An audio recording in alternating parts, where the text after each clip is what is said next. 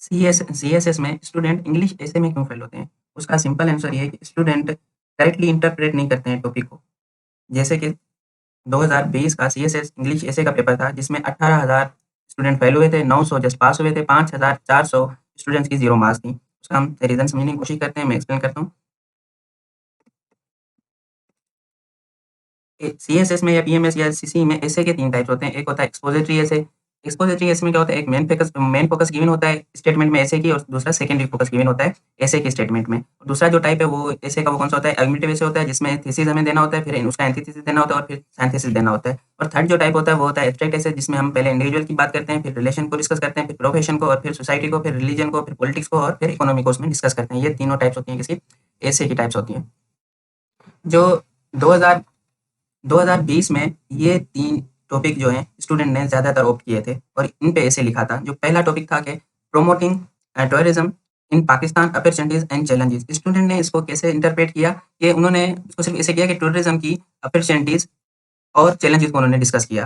उन्होंने सिर्फ tourism in Pakistan की अपॉर्चुनिटीज़ और सिर्फ चैलेंजेस को डिस्कस किया। बल्कि जो इससे एग्जामिनर का पॉइंट ऑफ व्यू था वो ये था कि जो मेन क्योंकि ये टॉपिक कौन सा है, ये तीनों टॉपिक जो है वो एक्सपोजिटरी है। Promoting tourism, polarised politics, Pakistan and future of Kashmir का तीनों टॉपिक जो है वो कौन सा एक्सपोजिटरी है। एक्सपोजिटरी में क्या होता है, हम पहले डिस्कस करके आए हैं कि उसमें एक मेन फोकस होता है और दूसरा सेकेंडरी फोकस होता है।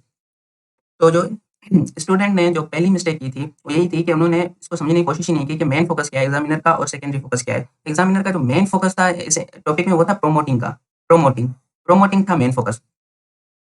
प्रोमोटिंग उसका मेन फोकस था एग्जामिनर का, और जो सेकेंडरी पर्पस था, सेकेंडरी फोकस था वो कौन सा, अपॉर्चुनिटीज एंड चैलेंजेस थी इसकी टूरिज्म की। और टूरिज्म क्या था, ये कॉन्टेक्स्ट था। क्या था, कॉन्टेक्स्ट था। कॉन्टेक्स्ट या फिर हम इसे कॉन्टेक्स्ट या हम कहते हैं फ्रेमवर्क। ये फ्रेमवर्क था, इसको हम चेंज भी कर सकते हैं।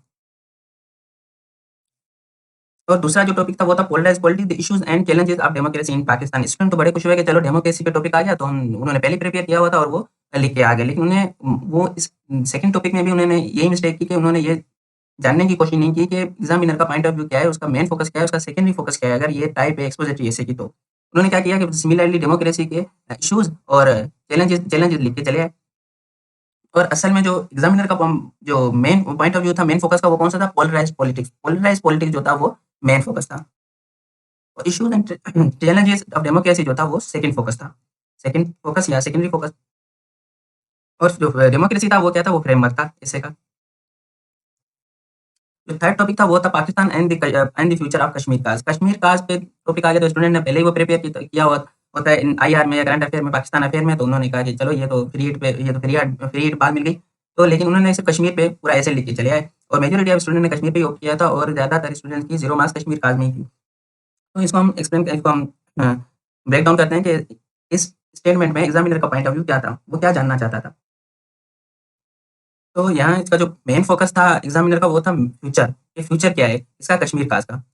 वो क्यों? क्योंकि 2019 में इंडिया ने आर्टिकल 370 ए जो है वो पास किया था, और उसमें क्या था कि कश्मीर का जो डिस्प्यूटेड स्टेटस है उसको चेंज कर दिया था, कि अब जो है कश्मीर इंडिया का हिस्सा है according to article 370 of India. या कश्मीर इंडिया का हिस्सा है। अब अगर पाकिस्तान कश्मीर की बात करेगा तो ऐसे है जैसे कि उसने दिल्ली या मुंबई की बात की।